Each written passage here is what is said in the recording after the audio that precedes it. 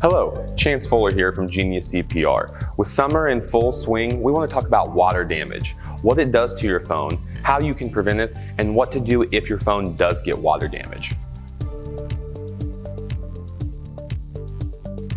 First off, let's tackle what the water does to your phone when it gets inside. Now, when your phone is exposed to water, whether it be through the speaker, the earphone port, or the jack, that water gets in there, flows through the circuits and acts as a conductor, and then it overloads the circuit board, frying those circuits. And then the longer the water is in there, it corrodes the parts as well. So you're having a pool day with your friends, you're trying to get that perfect picture, and your phone goes overboard right into the pool. What do? First off, obviously remove it from the water.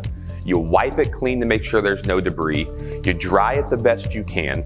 And if the battery can be removed, remove the battery. And if the battery can't be removed, sit the phone upright so that the water can drain out.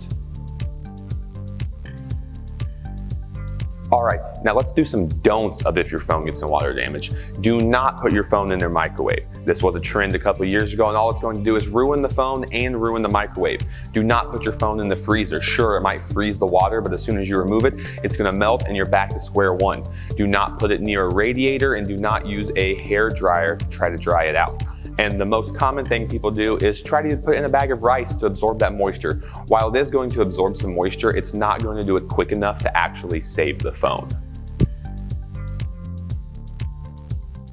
Let's say you tried all those tips and it's still not working. What other options do you have left? Well, one option you can do is take it to a repair shop such as Genius CPR. We have a water treatment plan that we can attempt to revive that phone and get it back to working condition. And if not get it back to working condition, maybe get it back to a point where you can recover all of your data off of it, including your contacts, your pictures, and your videos.